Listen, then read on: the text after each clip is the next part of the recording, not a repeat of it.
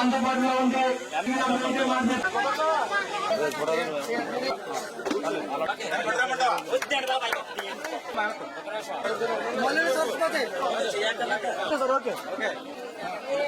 5 సంవత్సరాల్లో కూడా మరి నక్కల రైలు పొంగడము లేకపోతే వరదలు రావడము సహజంగా మీరు అందరూ చూస్తూ ఉన్నారు.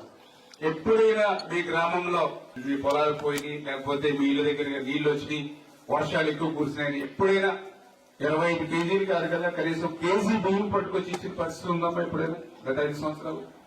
First time. ఎందుకంటే నేను మీ అందరి ఆశీర్వాదంతో నేను ఎమ్మెల్యేగా గెలిచాను. మీ రుణం తీర్చుకునే విధంగా నేను పనిచేయాలి.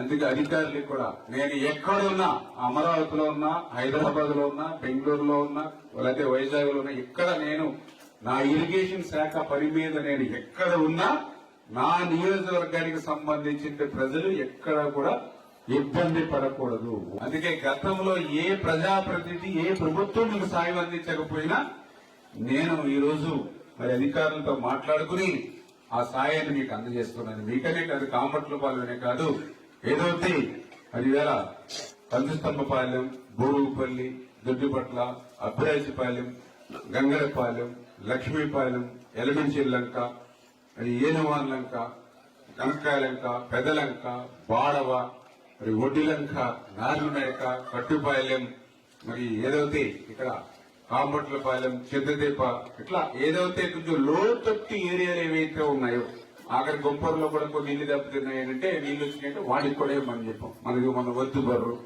ఇట్లా అంటే ఈ రకంగా సాయం మీ అందరికీ కూడా అందజేస్తున్నాం. అంటే మీకు వచ్చిన నష్టాన్ని కష్టాన్ని నేను తీర్చలేకపోయినా కనీసం మీకు ఒక బాసటగా అండగా తోడుగా ఉండాలనేటువంటి ఆలోచన చెప్పి మీ అందరికీ కూడా తెలియజేసుకుంటూ, అదేవిధంగా ఈ రోజు ఏదైతే కాంబట్లపాలెంకి సంబంధించి ఒక 10 లక్షల రూపాయలు ఇంటర్నల్ సీసీ రోడ్లు కూడా ఈ రోజు శాంక్షన్ చేయడం జరిగింది. ఆ ఇంటర్నల్ సీసీ రోడ్లతో పాటుగా మీకు మెయిన్ రోడ్ ఒకటి నేను బాకీ ఉన్నాను.